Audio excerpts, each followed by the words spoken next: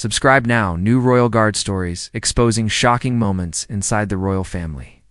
The morning of June 15th started like any other Thursday at Buckingham Palace. The sun was streaming through the tall windows of the East Wing, and the staff members were going about their usual routines with practiced efficiency. Nobody could have predicted that within hours. The palace would be gripped by one of the most shocking incidents in recent royal history. Captain James Morrison had been a member of the Royal Guard for 17 years. He had protected 3 generations of royals, witnessed countless state dinners, and stood watch during some of the most significant events in modern British history. But nothing in his extensive training or experience had prepared him for what he was about to witness that afternoon. The incident began during what was supposed to be a simple family gathering. In the blue drawing room, Prince William and Catherine had brought their 3 children to the palace for what palace insiders described as a casual visit with King Charles and Queen Camilla. Young Prince George, Princess Charlotte, 5-year-old Prince Louis were excited to spend time with their grandfather, who had recently returned from a diplomatic trip to Canada. Prince Louis, known among palace staff for his spirited personality and infectious laughter, was in particularly high spirits that day. He had just lost his first tooth the night before, and he couldn't wait to show his grandfather the gap in his smile. The little prince was wearing his favorite blue sweater and carrying a small toy airplane that he had received as a gift from his grandmother, Catherine's mother. The children had been playing in the palace gardens earlier that morning, and their cheeks were still flushed from running around in the fresh air. Princess Charlotte was telling her grandfather about her ballet lessons, while Prince George was discussing his interest in aviation with his father. The atmosphere was warm and familial, exactly the kind of private moment the royal family cherished away from the public eye.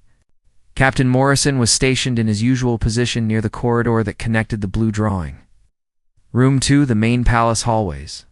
From where he stood, he had a clear view through the partially open door.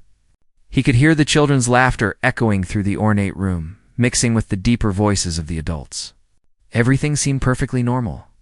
Queen Camilla had arrived at the gathering about 15 minutes after the Wales family. She entered the room carrying a small wrapped gift box, her signature pearls gleaming against her navy blue dress. Palace sources later revealed that she had been planning to give Prince Louis a special present to celebrate the loss of his first tooth. She greeted Catherine with a polite kiss on the cheek and nodded warmly at William before turning her attention to the children. Prince Louis, who had been showing his grandfather his toy airplane, looked up when Camilla entered. The young prince had always been somewhat shy around his step-grandmother, though palace insiders insist there was no particular reason for this beyond typical childhood temperament. On this particular day, Louis seemed more reserved than usual, staying close to his mother's side. What happened next unfolded in a matter of seconds. But those seconds would be analyzed and discussed by palace staff for months to come. According to multiple witnesses who were present in the room, Prince Louis accidentally dropped his toy airplane while trying to demonstrate how it could do loops in the air.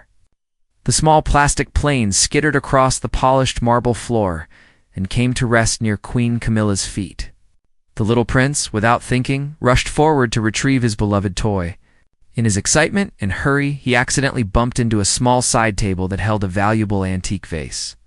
The vase, which had been in the royal collection for over 200 years, wobbled precariously. Everyone in the room froze for a split second as they watched the priceless piece of porcelain teeter on the edge of the table. Prince William lunged forward, managing to catch the vase just before it crashed to the floor. The room collectively exhaled in relief. But in the confusion and sudden movement, young Prince Louis stumbled slightly, his hand reaching out to steady himself. Unfortunately, he grabbed onto the hem of Queen Camilla's dress, accidentally pulling it as he tried to regain his balance. Queen Camilla, startled by the sudden tug on her dress and the near disaster with the antique vase, turned sharply toward the child. Her face, according to witnesses, flushed red with a mixture of shock and what appeared to be rising anger. Palace sources who were present describe her expression as one of complete displeasure, something rarely seen from the typically composed queen. Prince Louis, realizing what had happened, immediately looked up at Camilla with wide, frightened eyes. The little boy's lower lip began to tremble, and tears started to form at the corners of his eyes. Catherine quickly moved toward her son, sensing his distress. while King Charles stood from his chair with a look of concern crossing his features. In that moment, something shifted in Queen Camilla's demeanor. Witnesses describe her raising her right hand, her jaw clenched tight as she took a step toward the frightened child. The movement was sudden enough that Princess Catherine instinctively pulled Prince Louis behind her, her maternal instincts immediately kicking in. Prince William, still holding the rescued vase, turned with an expression of confusion and growing alarm. Captain Morrison, who had been observing the scene from his position in the corridor, recognized the escalating tension immediately. His 17 years of training had taught him to read body language and anticipate potential problems before they fully materialized. What he saw in that drawing room sent alarm bells ringing through his mind. The Queen's raised hand, the frightened child, the shocked expressions of the Wales family, and the sudden, thick tension that had filled the room, all combined to trigger Morrison's protective instincts. In his later report to his commanding officer, he would describe feeling an overwhelming sense that he needed to intervene immediately, regardless of the potential consequences to his career. Without hesitation, Captain Morrison stepped through the doorway and into the blue drawing room. His movement was swift but controlled, the result of years of training in how to handle delicate situations involving the royal family. Every eye in the room immediately turned toward him, surprise registering on every face. The royal guard never entered a family gathering uninvited. The breach of protocol was unprecedented. Morrison's tall frame seemed to fill the doorway as he stepped between Queen Camilla and the young prince. His voice, when he spoke, was firm but respectful. He addressed Camilla directly, something that would later cause significant controversy among palace officials who reviewed the incident. He asked her to step back, his tone leaving no room for argument despite the politeness of his words. The room fell into a stunned silence. Queen Camilla's hand slowly lowered to her side, her face now registering shock rather than anger. King Charles stood motionless, seemingly frozen by the unprecedented nature of what was unfolding before him. Prince William's grip on the antique vase tightened, his knuckles turning white. Princess Catherine had both arms wrapped protectively around Prince Louis, who had buried his face in his mother's dress. For what felt like an eternity, but was probably only 10 or 15 seconds, nobody moved. Nobody spoke. The only sound in the blue drawing room was the quiet ticking of an ornate clock on the mantelpiece and the muffled sobbing of young Prince Louis. The afternoon sunlight continued to stream through the windows, illuminating the scene like a spotlight on a stage. Indifferent to the drama unfolding below, Captain Morrison maintained his position, his eyes respectfully but firmly fixed on Queen Camilla. His training had taught him never to show weakness or uncertainty once he had committed to an action. No matter how questionable that action might seem in hindsight, he stood ramrod straight, his ceremonial uniform perfect despite the rapid movement, his expression professional and neutral. The tension in the room was so thick it felt almost physical. Princess Charlotte, sensing something was terribly wrong, but not quite understanding what, moved closer to her father. Prince George stood frozen near his grandfather, his young face confused and worried. The casual, warm family gathering of just minutes ago had transformed into something entirely different. Something none of them had ever experienced before. King Charles was the first to break the silence. His voice, when he finally spoke, carried a weight that made everyone in the room stand a little straighter. He addressed Captain Morrison by name, asking for an explanation of this highly irregular interruption. There was no anger in his tone, but there was definitely an edge of authority that reminded everyone present exactly who was the sovereign. What happened in the next few minutes would set off a chain of events that would rock Buckingham Palace to its very foundations. Phone calls would be made, meetings would be convened, and questions would be asked at the highest levels of the royal household. But in that moment, standing in the blue drawing room with the afternoon sun casting long shadows across the marble floor, none of them quite realized just how significant this incident would become. Captain Morrison chose his words carefully as he explained his actions to King Charles. He stated clearly that he had observed what he perceived to be a potentially threatening situation involving a minor member of the royal family, and his duty as a royal guard had compelled him to intervene. His voice remained steady despite the obvious gravity of the situation. He made no apologies for his actions, but he also showed no disrespect toward Queen Camilla or the king. Queen Camilla's face had gone pale. The earlier flush of anger completely drained away. She opened her mouth to speak several times but seemed unable to find the right words. Her hands, which moments ago had been raised toward Prince Louis, now hung at her sides, trembling slightly. The gift box she had been carrying earlier lay forgotten on a nearby chair, its cheerful wrapping paper a stark contrast to the tension filling the room. Prince William finally set down the antique vase on a secure table and moved to stand beside his wife and children. His protective stance was clear to everyone present. Catherine kept her arms around Prince Louis, who was still crying softly into her dress. The little boy's toy airplane remained on the floor where it had fallen, forgotten in the chaos of the moment. King Charles looked from Captain Morrison to Queen Camilla, then to his son and grandchildren. The weight of the situation was clearly pressing down on him. As the sovereign, he needed to maintain order and dignity. But as a grandfather, he was clearly concerned about the welfare of his frightened grandson. As a husband, he needed to consider Camilla's position and reputation. The conflicting roles created a visible tension in his expression. Princess Charlotte, trying to be brave like her older brother George, moved closer to her mother and whispered something in Catherine's ear, though the words were too quiet for most in the room to hear. Those nearby later reported that the young princess was asking if Louis was going to be okay. Catherine nodded reassuringly to her daughter, while keeping her eyes fixed on the scene unfolding before her. The king finally spoke again, this time addressing everyone in the room. He suggested that perhaps it would be best if everyone took a moment to compose themselves. His voice carried the measured tone of someone trying to diffuse a volatile situation without assigning blame or taking sides. He gestured toward the door, indicating that perhaps some space would be beneficial. But before anyone could move, Queen Camilla found her voice. Her words came out in a rush, defensive and sharp. She insisted that there had been a misunderstanding, that she had never intended to harm Prince Louis. She pointed out that she had merely been startled by the near accident with the vase and the pull on her dress. Her voice rose slightly as she spoke, the strain of the moment evident in every syllable. Prince William's jaw tightened visibly at Camilla's words. According to palace sources who witnessed the exchange, he responded with barely contained frustration. He pointed out that regardless of intent, his son was clearly frightened and upset. He noted that a grown adult raising their hand toward a 5-year-old child was never appropriate, no matter the circumstances. His tone remained respectful, but firm, walking the delicate line between defending his child and maintaining royal protocol. Catherine, still holding Prince Louis, spoke up for the first time since Morrison's intervention. Her words were quiet but clear. She thanked Captain Morrison for his vigilance and stated that she believed he had acted appropriately given what he had observed. This public support from the Princess of Wales would later become a significant point of contention in the palace's internal investigation of the incident.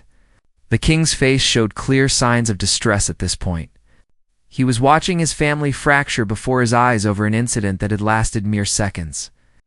He raised his hand, calling for calm, suggested more firmly this time that they all needed to separate and discuss this matter later when emotions were less raw. His authority as both sovereign and patriarch was evident in his tone. Queen Camilla, however, was not ready to leave things there. She turned toward Catherine and William, her voice taking on an edge that palace staff later described as unlike anything they had heard from her before. She insisted that she was being unfairly characterized, that the situation was being blown out of proportion. She pointed out that accidents happen with children, and that her reaction had been purely instinctive and not malicious. Captain Morrison remained in his position throughout this exchange, his presence a silent reminder of what he had witnessed and why he had felt compelled to intervene. His face betrayed no emotion, but those who knew him well could see the tension in his shoulders. He knew that his career hung in the balance, that his unprecedented action would have consequences regardless of whether it had been justified. Prince Louis, sensing the ongoing conflict, began crying harder. His small frame shook with sobs against his mother's dress. This seemed to cut through the tension like a knife, reminding everyone present that a frightened child was at the center of this entire situation.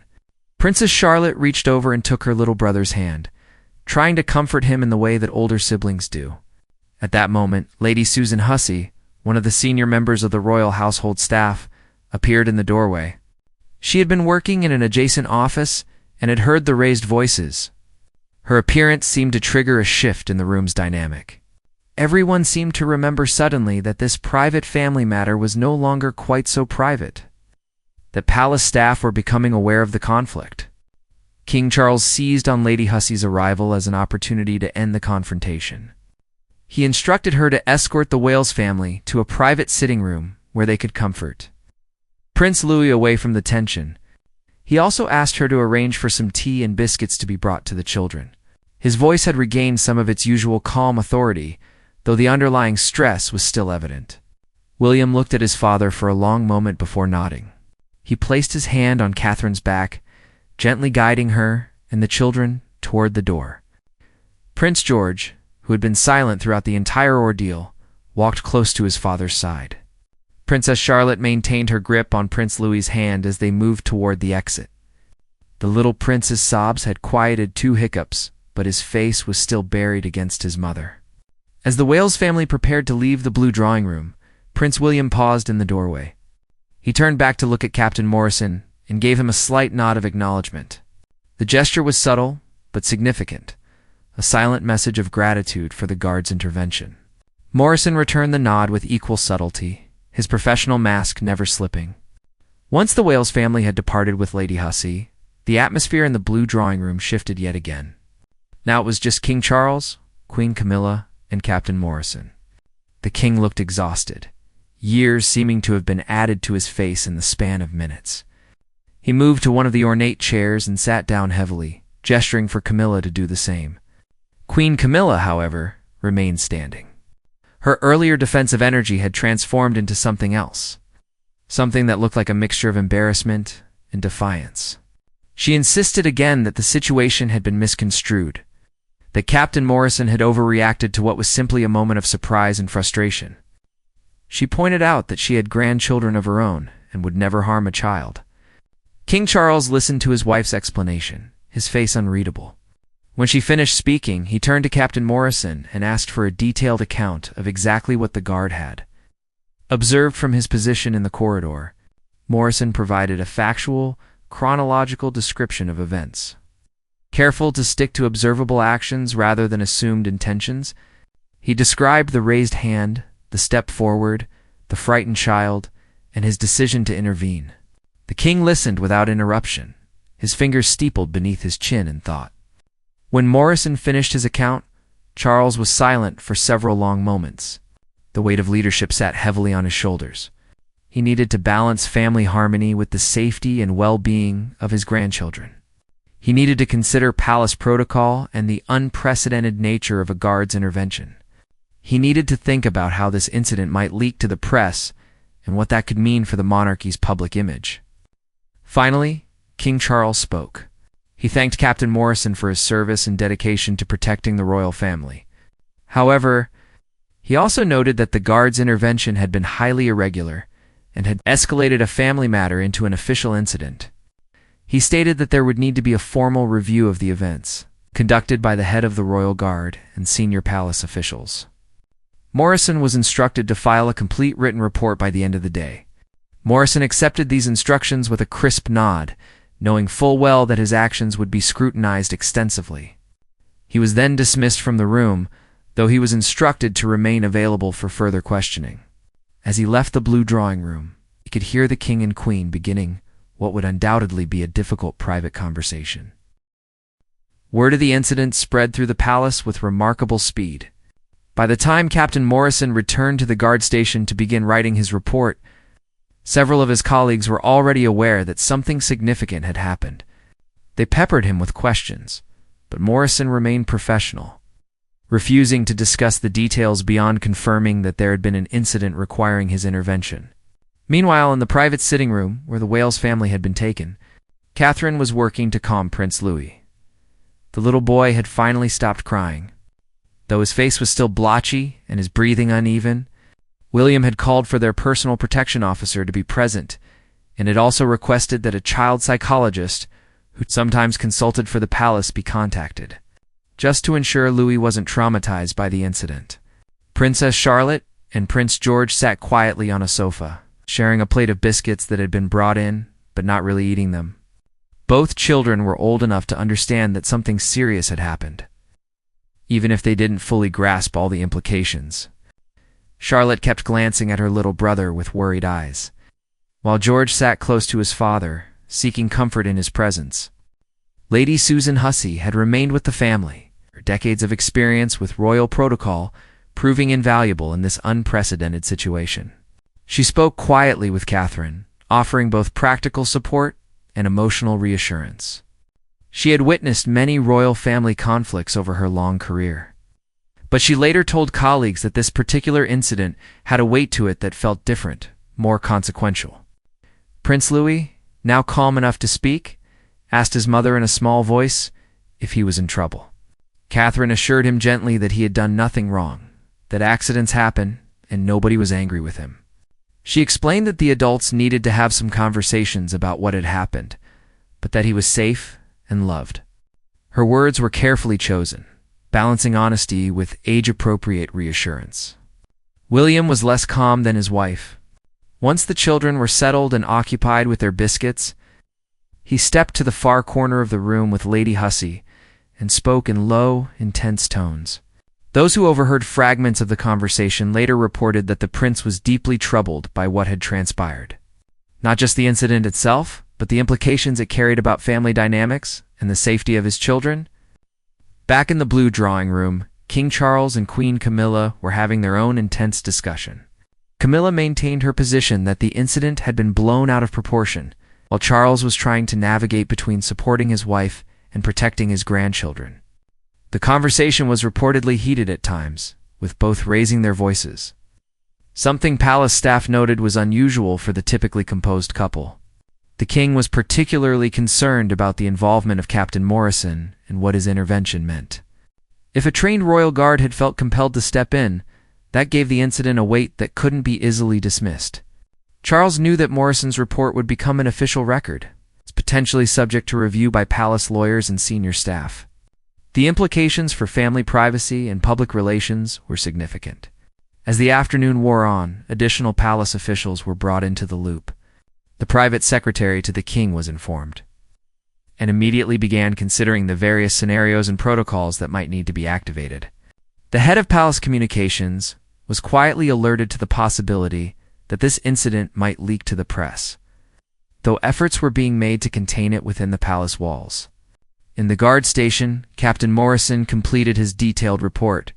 He read it over several times, ensuring that every detail was accurate and that his language remained professional and objective throughout. He knew that this document would likely be read by numerous people, analyzed for any sign of bias or exaggeration. He signed it, dated it, and submitted it to his commanding officer, then waited for whatever consequences would follow.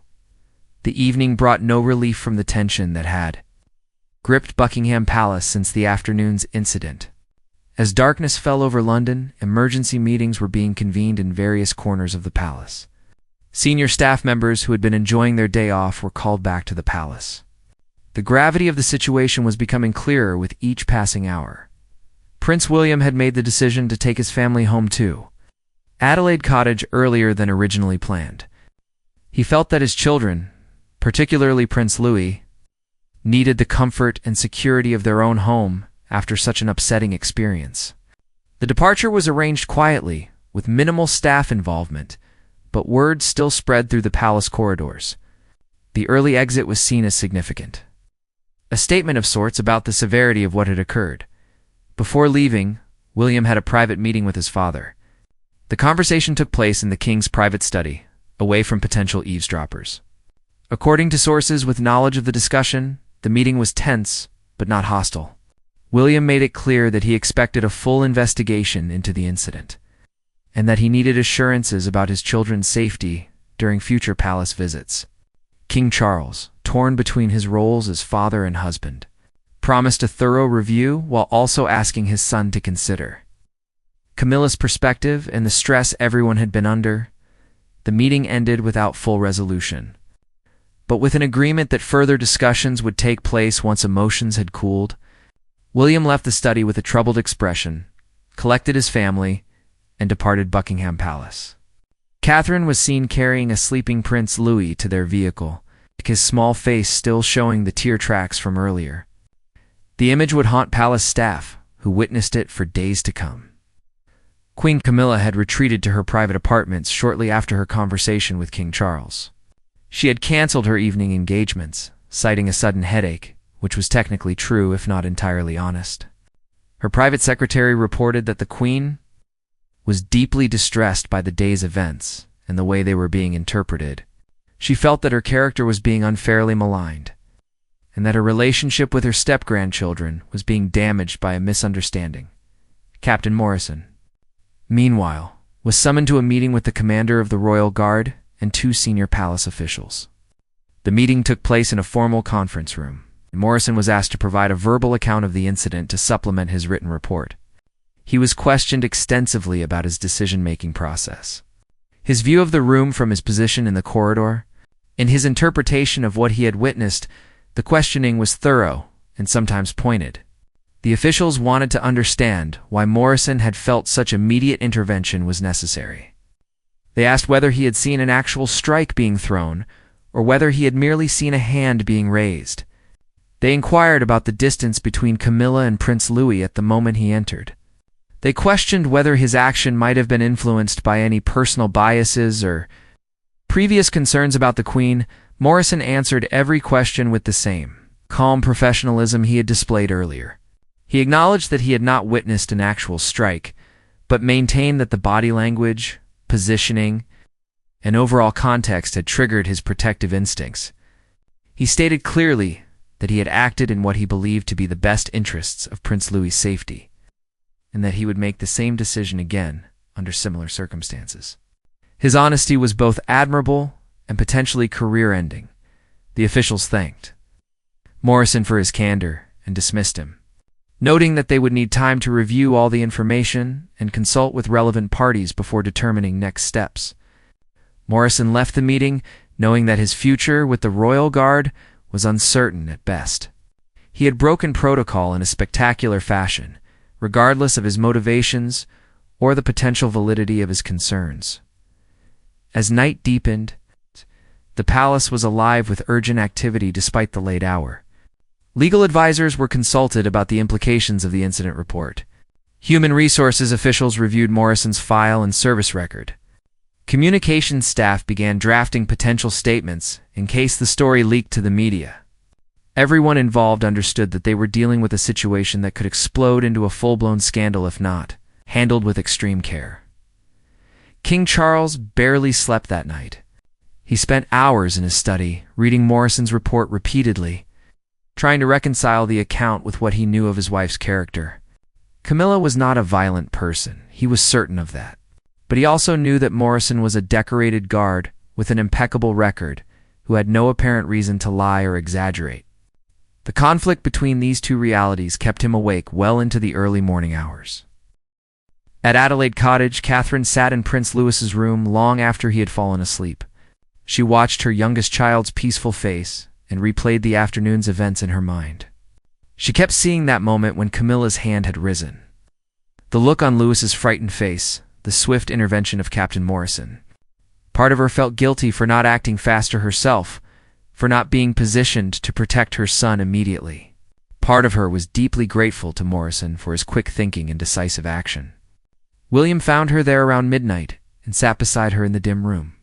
They spoke in whispers about the incident, about their concerns for the children, about the difficult family dynamics that had been exposed. William was particularly troubled by the fact that his father seemed more concerned with protecting Camilla's reputation than with acknowledging the legitimate fear his grandson had experienced. Catherine tried to be diplomatic, suggesting they wait to see how the official investigation unfolded. But even she sounded uncertain. The next morning brought new complications. Several palace staff members, who had been working in adjacent rooms during the incident, were quietly interviewed by senior officials. Their accounts varied slightly, but generally corroborated the basic facts of what had occurred. None of them had actually seen Camilla's raised hand or the moment of Morrison's intervention, but all had heard raised voices and witnessed the aftermath. Their testimonies added layers to the official record without necessarily clarifying the central question of intent. Lady Susan Hussey provided her own statement, carefully worded to be both honest and diplomatic. She described the state of the Wales family when she had escorted them from the blue drawing room, noting Prince Louis's obvious distress and the protective stance of his parents. She also mentioned that, in her decades of service, she had never witnessed a royal guard intervene in a family situation in such a manner, which underscored the unprecedented nature of Morrison's actions. By mid-morning, the king had called a private meeting with his most trusted advisors. The group included his private secretary, the palace's chief legal counsel, the head of communications, and the commander of the royal guard. They gathered in a secure conference room to discuss the incident and its potential ramifications. The meeting lasted over 3 hours and covered everything from legal, liability, to family relations, to public relations strategy. The legal counsel pointed out several concerning aspects of the situation. If Morrison's intervention had been justified, it implied that a member of the royal family had potentially posed a threat to a child, which carried serious implications regardless of whether actual harm had occurred. If Morrison's intervention had not been justified, it represented a severe breach of protocol and trust that could undermine the entire structure of royal protection. Either way, the palace was in a delicate position. The communications head was particularly worried about media leaks. With so many staff members now aware of the incident, it was only a matter of time before someone talked to a reporter. The palace needed to be prepared with a response. But crafting that response was extraordinarily difficult given the sensitive family dynamics involved. Any statement would need to balance protecting the institution while being truthful enough to maintain credibility if details emerged. The commander of the Royal Guard provided his assessment of Morrison's actions from a security perspective. He noted that guards were trained to err on the side of caution when it came to potential threats, and that Morrison had followed his training in that regard. However, the commander also acknowledged that intervening in what might have been a family discipline moment was far outside normal protocols. He recommended that Morrison be temporarily reassigned to non-royal duties while the investigation continued, a suggestion the king accepted. Meanwhile, Prince William had been in contact with his brother, Prince Harry, who was in California. Though the brothers' relationship had been strained in recent years, William felt compelled to inform Harry about the incident involving their nephew. The phone call was reportedly brief but intense, with Harry expressing shock and concern. He asked William to send his love to Louis and to keep him updated on any developments. The call was one of the more positive interactions the brothers had shared in months. Catherine spoke with her parents about the incident as well, needing their support and perspective. They were horrified by what had occurred and worried about their grandson's emotional well-being. Catherine's mother offered to come stay with them for a few days to help with the children, an offer Catherine gratefully accepted. The presence of loving grandparents who made the children feel safe and cherished would be important in the coming days. Back at Buckingham Palace, Queen Camilla emerged from her apartments, looking tired but determined. She had spent the morning in conversation with her own advisors and family members, trying to process the events and their implications. She requested a meeting with King Charles, wanting to discuss how they should move forward both as a couple and as members of the royal family. The meeting was granted, and they spent the afternoon in private discussion. During their conversation, Camilla reportedly became emotional, expressing frustration that her momentary reaction to a stressful situation had been interpreted in the worst possible light. She felt that Captain Morrison's intervention had branded her as some sort of threat to children, a characterization she found deeply unfair and hurtful. She also worried about how this incident would affect her relationship with William, Catherine, and the grandchildren going forward. King Charles listened to his wife's concerns with sympathy, but he also gently pointed out that regardless of her intentions, Prince Louis had been genuinely frightened, and that couldn't be ignored or minimized. He suggested that perhaps, after things had calmed down, Camilla might consider reaching out to Catherine with an apology, not necessarily for intending harm, but for the fact that the situation had occurred at all. Camilla was resistant to this idea initially, feeling that an apology would be an admission of guilt she didn't deserve. The conversation between Charles and Camilla continued for hours, covering not just the immediate incident, but deeper issues about family dynamics, step relationships, and the pressures of royal life. It was the kind of honest, difficult discussion that was necessary but painful. Both emerged from it with a better understanding of each other's perspectives, though not necessarily with solutions to the problems they faced. By late afternoon, a preliminary report from the investigating officials was ready for the king's review. The report carefully laid out the facts as they could be determined from multiple testimonies in Morrison's account. It noted that while there was no evidence of actual physical contact between Camilla and Prince Louis, Morrison's perception that intervention was necessary appeared to have been made in good faith based on what he had observed. The report made several recommendations. First, that Captain Morrison be reassigned, as already planned. Not as punishment, but to allow space for all parties while the matter was further reviewed. Second, that family counseling be made available to all involved parties, particularly to address the relationship between Camilla and the Wales children. Third, that protocols be developed for how guards should handle perceived threats that occur within family contexts. Fourth, that this incident remains strictly confidential to protect both the individuals involved and the institution. King Charles read the report multiple times, making notes in the margins and underlining certain passages. He appreciated the careful diplomatic language, but he also recognized that the report didn't really solve anything. It documented what had happened without assigning blame or clearing anyone's name definitively. It was a very palace-like response to a very human problem, he thought, with some frustration. That evening, Charles made the difficult decision to call William. The conversation was strained, but necessary. Charles explained the findings of the preliminary investigation and the steps being taken. William listened with barely contained anger, pointing out that the report seemed designed more to protect the institution and Camilla's reputation than to address his son's experience. Charles tried to defend the thoroughness and fairness of the investigation, but even he could hear how hollow his words sounded. The call ended with both men frustrated and the gulf between them feeling wider than ever. William felt that his father was choosing Camilla over his grandchildren. Charles felt that his son was being unreasonable and refusing to acknowledge the complexity of the situation. Neither was entirely wrong, and neither was entirely right. It was a family conflict as old as time, just playing out on a royal stage with much higher stakes. As another night fell on Buckingham Palace, the tension remained unresolved. Captain Morrison sat in his temporary new posting, wondering if his career was over. Queen Camilla lay awake, worrying about her reputation and relationships. King Charles wrestled with impossible choices, and at Adelaide Cottage, Prince Louis slept peacefully, unaware of the chaos his frightening experience had unleashed, while his parents kept watch over him with protective determination.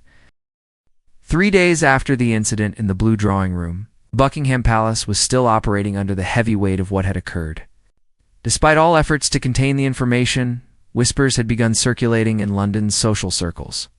No media outlet had run a story yet, but several royal correspondents were quietly asking questions, making phone calls to palace contacts. Trying to confirm the rumors they were hearing, the palace communications team was on high alert, monitoring social media and traditional news sources for any sign that the story was about to break. They had prepared multiple versions of potential statements, ranging from firm denials to carefully worded acknowledgments, depending on what information might be published and by whom. The tension in the communications office was palpable, with staff members jumping at every phone call. Captain Morrison had settled into his new assignment at a royal property in Scotland, far from the center of the action. The reassignment had been presented as temporary, pending the outcome of the full investigation, but Morrison understood the subtext. He was being removed from the situation to prevent his continued presence from inflaming tensions. He accepted the assignment with his characteristic professionalism. Though colleagues noted he seemed quieter than usual, more withdrawn before leaving London. Morrison had received an unexpected visitor at his quarters. Prince William had come personally, without advance notice, to speak with the guard. The conversation had been brief but meaningful. William had thanked Morrison for his service and for putting Lewis's safety first. He had assured Morrison that whatever happened with the investigation, William believed the guard had acted honorably and with good intentions. The visit had meant more to Morrison than any official commendation could have. At Adelaide Cottage, life had slowly begun returning to normal for the Wales children. Prince Louis had bounced back with the resilience of childhood. Though Catherine noticed he was more clingy than usual and had asked several times if he would have to go back to the palace soon, she and William had decided to keep the children away from Buckingham Palace for the foreseeable future, conducting any necessary royal business at alternative locations or virtually Princess. Charlotte had asked her mother pointed questions about what had happened that day. The young princess was perceptive beyond her years and had clearly understood that something serious had occurred. Catherine had explained, in age-appropriate terms, that sometimes adults make mistakes and have feelings that are too big, and that it was important for everyone to take some time to calm down. Charlotte seemed to accept this explanation, though she told her mother seriously that she would always protect Louis if needed. Prince George had been quieter about the incident, but he had started having nightmares about family members fighting.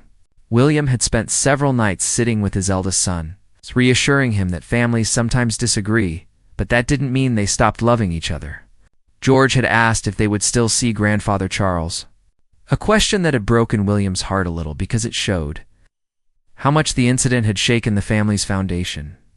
King Charles had thrown himself into his royal duties with unusual intensity, attending engagements and meetings with a focus that his staff recognized as a coping mechanism. He was avoiding dealing with the family situation by burying himself in work.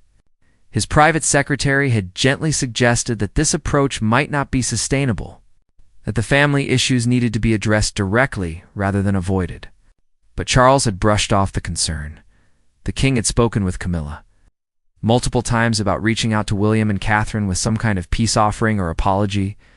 Each time Camilla had resisted, feeling that such a gesture would be an admission that she had done something wrong. She maintained that she had been unfairly characterized, and that any apology from her would simply reinforce the negative narrative. Charles was beginning to realize that his wife's pride might prevent the healing that the family desperately needed. On the fourth day after the incident, a breakthrough of sorts occurred. Catherine reached out directly to Lady Susan Hussey, asking if the experienced royal aide might be willing to serve as an intermediary for a conversation between Catherine and Camilla. Catherine explained that, while she couldn't speak for William's feelings, she personally wanted to try to find a path forward that would allow the children to maintain relationships with their grandfather and step-grandmother. Lady Hussey agreed immediately. Recognizing the courage it had taken for Catherine to make the first move, she approached Queen Camilla with the request, presenting it as an opportunity to begin healing the family rift. After initial resistance, Camilla agreed to a private meeting with Catherine, on the condition that it take place on neutral ground and without William present. A private room at Kensington Palace was arranged for the following afternoon. The meeting between Catherine and Camilla was scheduled for 1 hour, but lasted nearly 3. Both women arrived with their guards up, uncertain how the conversation would unfold. Lady Susan Hussey remained present as a witness and mediator, her decades of experience proving invaluable as the two women navigated difficult emotional terrain. Catherine began by stating clearly that her primary concern was, and would always be, the well-being of her children. She explained that Prince Louis had been genuinely frightened by what had occurred, that as his mother, she needed to know that he would be safe in Camilla's presence. She was careful to frame this as a need for reassurance rather than an accusation. Though the underlying tension was obvious to everyone in the room, Camilla responded defensively at first, reiterating her position that the incident had been a misunderstanding blown out of proportion. But as Catherine listened calmly and asked gentle questions about what Camilla had been feeling in that moment, the Queen's defenses began to lower. She admitted that she had been frustrated by the near accident with the vase and startled by the pull on her dress, and that her reaction had been sharper than it should have been. The conversation gradually shifted from defensiveness to something more genuine. Camilla acknowledged that she sometimes felt insecure in her role as step-grandmother. Aware that she was not the children's biological grandmother and worried about overstepping boundaries. She admitted that this insecurity sometimes made her more reactive when things went wrong during family gatherings. It was a rare moment of vulnerability from someone who usually maintained a carefully controlled public persona. Catherine, in turn, acknowledged that she and William had perhaps been overly protective in how they had managed the children's relationship with Camilla, sometimes creating distance where it might not have been necessary. She admitted that the strain between William and his father over the years had affected how they approached family gatherings, creating an underlying tension that probably didn't help anyone. The two women didn't resolve everything in that meeting, but they made progress. Camilla agreed to work with a palace-recommended therapist on managing her reactions to stressful situations, involving the children. Catherine agreed to facilitate more regular pressure interactions between Camilla and the grandchildren, allowing the relationships to develop more naturally. They both agreed that the children should be the priority and that adult conflicts shouldn't interfere with the kids' family relationships. Most significantly, Camilla offered a carefully worded apology. She stated that while she hadn't intended to frighten Prince Louis, she recognized that her actions had done exactly that, and she was sorry for causing him distress. She promised Catherine that she would never raise a hand toward any of the children in anger or frustration again. Catherine accepted the apology with grace, acknowledging the difficulty it must have taken for Camilla to offer it. News of the meeting between Catherine and Camilla eventually reached King Charles, who felt a weight lift from his shoulders. He immediately called William to share the development, hoping it might ease the tension between father and son. William listened to his father's account but remained cautiously guarded. He appreciated Catherine's efforts to build bridges, but he wasn't ready to pretend the incident hadn't happened or to fully trust Camilla around his children without significant time and evidence of changed behavior. The official investigation into the incident concluded 2 weeks after it had occurred. The final report was similar to the preliminary findings, but included more detail and specific recommendations. It concluded that Captain Morrison had acted in what he reasonably believed to be the best interests of Prince Louis's safety, though his intervention had been unprecedented and had violated normal protocols. Regarding family privacy, the report recommended that Morrison receive additional training on family dynamics and conflict escalation, but that no formal disciplinary action be taken against him. It noted that his service record was exemplary, that he had clearly acted from a place of genuine concern rather than malice or poor judgment. The report suggested that protocols be updated to give guards clearer guidance on when and how to intervene in family situations. Regarding Queen Camilla, the report carefully stated that there was no evidence of actual physical contact or violence, but acknowledged that her actions had caused distress to a minor member of the royal family. It recommended that she participate in counseling sessions focused on stress management and appropriate interactions with children. Recommendation she accepted with quiet resignation. The report was marked, classified, and filed in the palace's most secure archives, where it would remain hidden from public view indefinitely. Captain Morrison was allowed to return to his regular duties after completing the recommended training. His return was quiet, with no official announcement, but among the royal guard, he was treated with a new level of respect. His colleagues understood that he had put his career on the line to protect a child, and that kind of integrity was admired even if it had caused complications. Morrison himself never spoke publicly about the incident and discouraged others from asking him about it. The first family gathering after the incident took place 6 weeks later at Sandringham Estate.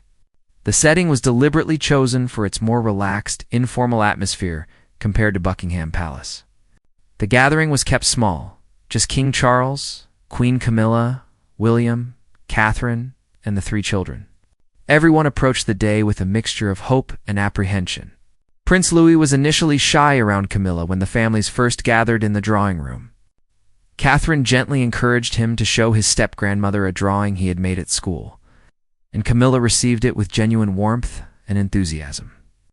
She complimented his use of colors and asked questions about the picture, engaging with Louis at his level rather than speaking over him. The little prince gradually relaxed, though he stayed close to his mother throughout the afternoon. King Charles was attentive to all three grandchildren, clearly making an effort to create positive memories that might help heal the family wounds. He took them on a tour of the estate's gardens, pointing out different plants and telling them stories about the property's history. Prince George asked insightful questions about the estate's management, showing an interest in the land that clearly pleased his grandfather. Princess Charlotte picked flowers to make a bouquet, which she presented to Camilla in a gesture that brought tears to the Queen's eyes. The adults maintained carefully polite interactions throughout the day, avoiding controversial topics and focusing on the children. William and Camilla spoke briefly about the weather and upcoming royal engagements, their conversation cordial if not warm. Catherine and King Charles discussed the children's schooling and upcoming holidays. The elephant in the room was acknowledged by no one, but everyone felt its presence. As the day drew to a close and the Wales family prepared to leave, Prince Louis surprised everyone by walking up to Camilla and offering her a small hug. It was brief and probably prompted more by politeness than genuine affection, but it was progress. Camilla returned the hug gently, her eyes meeting Catherine's over the little boy's head in a moment of understanding. It wasn't forgiveness exactly, but it was a beginning. Months later, the incident remained a closely guarded palace secret. A few journalists had caught whispers of something happening involving the Wales children and Queen Camilla, but without concrete details or confirmation, no stories were published. The palace's strategy of absolute silence and denial had worked, though communications staff remained vigilant for any sign that the truth might emerge. Captain Morrison continued his service with the Royal Guard, eventually being promoted for his exemplary record. He never spoke publicly about what had happened in the Blue Drawing Room, maintaining the discretion expected of someone in his position. When asked by new guards about dealing with family situations, he would simply say that their duty was always to protect, even when that protection might be uncomfortable or controversial. The relationship between the Wales family and King Charles gradually improved, though it never fully returned to what it had been before the incident. William remained protective of his children around Camilla, insisting on supervised visits and staying close during family gatherings. Camilla, for her part, was visibly more careful and measured in her interactions with the grandchildren, as if walking on eggshells to avoid another incident. Prince Louis grew up with no lasting trauma from the experience, his childhood resilience proving stronger than the frightening moment in the Blue Drawing Room. He would occasionally mention Captain Morrison with admiration, having somehow understood even at 5 years old that the guard had protected him when he needed it. Catherine and William never told him the full details of what had happened that day, allowing him to remember it as simply a time when the adults got upset and a nice soldier helped calm everyone down. The incident became one of those family secrets that shaped relationships and dynamics, even though it was rarely discussed. It changed how William and Catherine approached royal gatherings with the children. It affected how King Charles managed conflicts between family members. It influenced how Camilla saw her role as step-grandmother, and it reminded everyone involved that beneath the crowns and titles and protocol, they were simply a family trying to navigate complicated relationships and protect the people they loved. Buckingham Palace continued to function as it always had, hosting state dinners and receiving dignitaries, the public face of British royalty remaining polished and professional. But those who had been present that June afternoon knew that behind the palace's grand walls, the royal family was as vulnerable to conflict and misunderstanding as any other family. The only difference was that, when things went wrong in their world, the stakes were higher, the scrutiny more intense, and the path to healing more complicated. In the end, the incident served as a wake-up call for everyone involved. It forced difficult conversations about family dynamics, step relationships, child safety, and the immense pressure of living under constant observation. It reminded them that protecting the institution sometimes meant being honest about its flaws. And it showed that even in a family bound by duty and tradition, the most important bonds were still those of love, understanding, and the willingness to put children's well-being above adult pride. The Blue Drawing Room at Buckingham Palace remained unchanged, its elegant furniture and priceless antiques exactly where they had always been. But those who had witnessed what happened there that afternoon would never see the room quite the same way again.